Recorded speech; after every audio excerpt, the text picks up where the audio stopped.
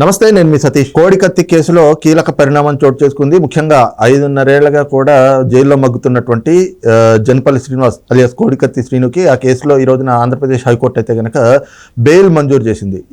ఈ క్రమంలోనే ఏదైతే కేసుకు సంబంధించినటువంటి అంశాలు ఎక్కడా కూడా బయట మీడియా ముందు మాట్లాడొద్దంటూ కూడా ఒక కండిషన్ అయితే కనుక బెయిల్ మంజూరు చేసేటువంటి సమయంలో న్యాయస్థానం అప్లై చేసినటువంటి పరిస్థితి.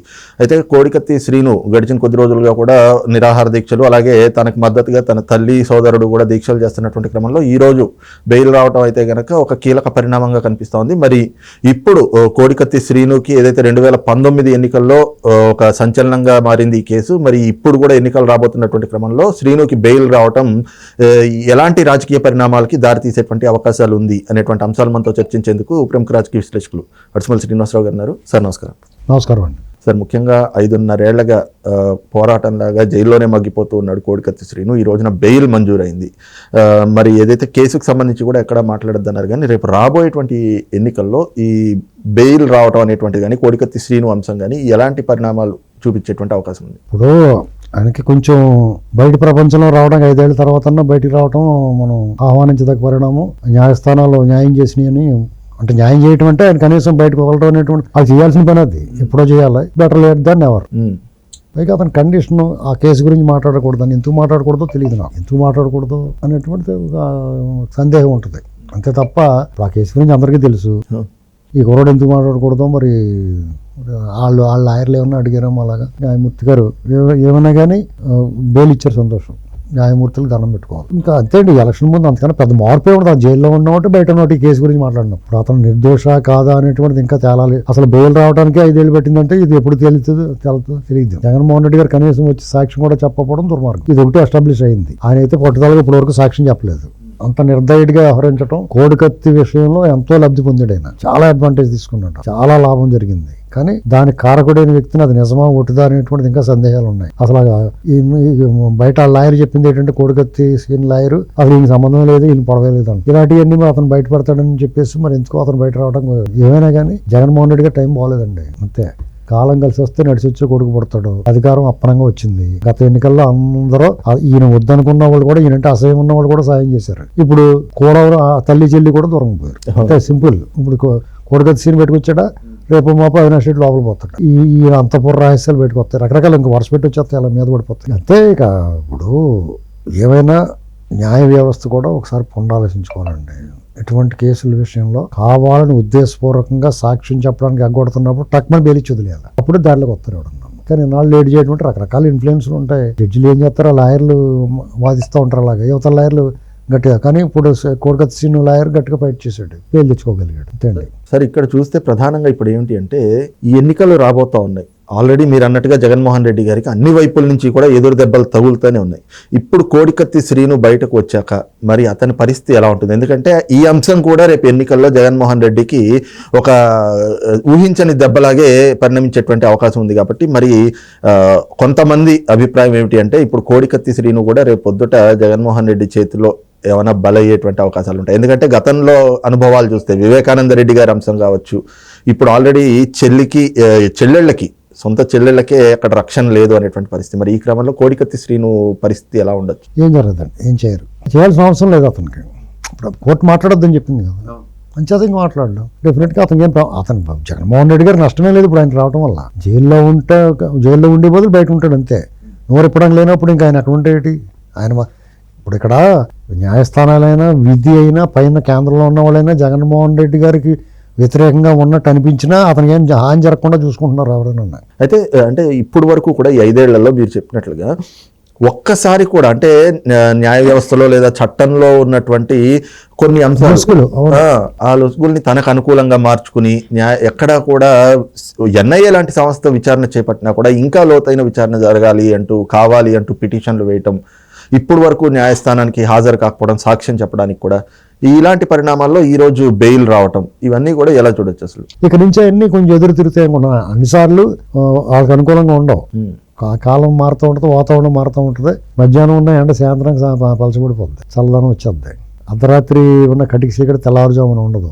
అలాంటివి జరిగి వీళ్ళు దుకాణం సర్దుకునే టైం వచ్చినప్పుడు అన్ని మీద పడతాయి వచ్చి ఒకటి. అంచేత ఏమైనా జగన్మోహన్ రెడ్డి గారు టైము కొంచెం బాగోలేదు, అన్ని ఎదురు తిరుగుతున్నాయి. రేపు మా వాళ్ళు ఎమ్మెల్యేలు పారిపోతున్నారు, అందరూ ఎంపీలు పోతున్నారు. రేపు ఆ క్యాడర్ ఆల్రెడీ షర్మిల వైపు షిఫ్ట్ అయిపోయారు చాలా మంది. చూడండి, ఆ అమ్మాయి మీటింగ్లు జనం బాగానే వస్తున్నారు. వాళ్ళంతా జగన్ బ్యాచ్ పోతారు వాళ్ళంతా. రేపు పొద్దున్న ఈయన ఒకడే మిగిలిపోతాడు.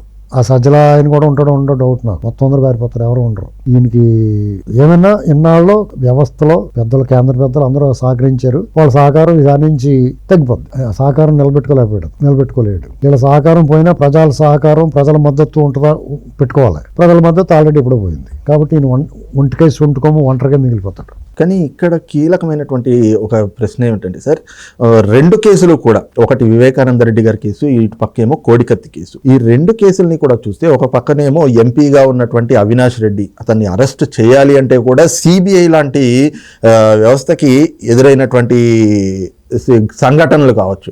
అలాగే కోడికత్తి కేసు, ఈ కేసులో ఒక సామాన్యుడు, అందులోనూ ఒక నిరుపేద దళిత యువకుడు 5.5 ఏళ్ల నుంచి కనీసం సాక్ష్యం చెప్పడానికి జగన్మోహన్ రెడ్డి లాంటి వ్యక్తులు వెళ్ళకపోవడం, జైల్లో మగ్గిపోవటం, అవతల ఆ వ్యక్తిని అరెస్ట్ చేయలేకపోవటం, ఇక్కడ ఈయనకి బెయిల్ రాకపోవటం, ఈ రెండింటినీ కూడా ఎలా చూడొచ్చు అంటారు?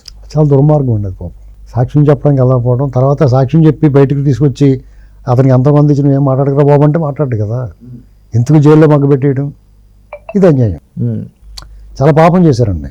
అవన్నీ వదిలిపెట్టండి. వాళ్ళ శోకం ఉంటుంది కదా, వాళ్ళు ఉసురు తగులుతుంది డెఫినెట్గా. మీకు 2 కేసులు చాలా ఇంపార్టెంట్. గత ఎన్నికలు ఆయనకు ఉపయోగపడినాయి. ఇప్పుడు ఆ 2 కేసులు ఆయన్ని పాతాళానికి పంపించేస్తాయి. చూసారా ఎలా ఉపయోగపడిందా అంటే, ఎలా మారిపోతుంది చూసారా కాలం. ఇప్పుడు ఆ 2 కేసులు తగులుకుంటాయి బేరం. సూదిలో బేరం, సందులో బేరం అన్నట్టుగా వీళ్ళకి తగులుకుంటుంది బేరం. ఇప్పుడు అది ఎట్టి పరిస్థితుల్లోనూ వదిలిపెట్టదు. అదేనంటే కర్మ అంటారు దాన్ని, విధి అంటారు దాన్ని. ఎట్టి పరిస్థితిలో వివేకానంద రెడ్డి గారి కేసు అయాల మసిమూసి మాటిగా చేసి చంద్రబాబుని తోసేసి ఆ అడ్డం తొలగించుకుని అది ఇళ్ళ మీద తోసేసి అడ్డం తొలగించుకోవడం ఒకటి, ఇళ్ళ మీద తోసేయడం ఒకటి, సానుభూతి పొందడం ఒకటి, వాస్తవం జనాలను కన్ఫ్యూజ్లో పెట్టడం, ఇవన్నీ చేసి మొత్తమే లబ్ధి పొందారు. ఈసారి స్పష్టంగా తెలిసిపోయింది బొమ్మ అంతా. ఇక అందులో కేసు గురించి సాల్వ్ అవ్వకపోయినా పర్లేదు, ఆ విషయం అందరికీ అర్థమైపోయింది. అలాగే కోడికత్తి సీన్ కూడా ఈ సాల్వ్ అవ్వకపోయినా అందరికీ అర్థమైపోయింది. కానీ ప్రజలందరూ కొంచెం జాలి ఉంది, అయ్యో పాపం వాళ్ళు బుక్ అయిపోయారు బాబు అని. ఇవాళ అతనికి కూడా బెయిల్ వచ్చింది కాబట్టి రిలాక్స్ అవుతారు, ఇతనికి పనిష్మెంట్ ఇస్తారు ప్రజలు, అనుమానం లేదు. సార్, అయితే ఇక్కడ ఇంకొక అంశం ఏంటి అంటే, ఇప్పుడు కోడికత్తి శ్రీను బయటకు వచ్చిన తర్వాత అంటే ఈ కేసుకి సంబంధించి ఎక్కడా మాట్లాడద్దు అని న్యాయస్థానం అయితే ఒక నిబంధన పెట్టింది. కానీ ఈ రోజున జగన్మోహన్ రెడ్డి అధికారం కోసం, రాజకీయం కోసం దేనికైనా కూడా ఒడిగడతాడు అనేటువంటి పరిస్థితులు, ఆ పరిణామాలు మనం చూస్తూ ఉన్నాం. కాబట్టి రేపు అందులోనూ దళితులు, చాలా నిరుపేద కుటుంబం, వాళ్ళని మళ్ళీ తన వైపుకి తిప్పుకునేటువంటి ప్రయత్నాలు చేయడం, అలాంటి సమయంలో వాళ్ళు ఏమైనా జగన్మోహన్ రెడ్డికి అనుకూలంగా మారేటువంటి అవకాశాలు ఎక్కడైనా ఉన్నాయా అనేటువంటి అనుమానాలు కూడా వస్తూ ఉన్నాయి. ఏముంటుందండి, ఇప్పుడు ఒక సీన్, ఇప్పుడు నిజంగా అందరూ కూడా జగన్మోహన్ రెడ్డి చాలా మంచివాడు అన్నారు అనుకో, ఆయన నమ్మరు జనం.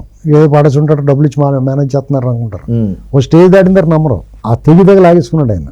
ఆ పని 2 ఏళ్ళు 3 ఏళ్ళ క్రితం చేస్తుంటే ఎవడ పట్టించుకోడండి. ఇది ఈ కేసు గురించే మాట్లాడరు ఎవడం. ఆయన అక్రమాస్తుల కేసుల గురించే పట్టించుకోవట్లేదు కదా ఎవడన్నా. ఇది అలా ఉండు. కానీ అనవసరంగా ఆ కుర్రను అలా పెట్టి పెట్టి పెట్టి పెట్టి పెట్టి మీద తెచ్చుకున్నాడు. మన చేతిలో ఏముంటుందండి, కర్మ అనేటువంటిది మనం నడిపిస్తూ ఉంటుంది.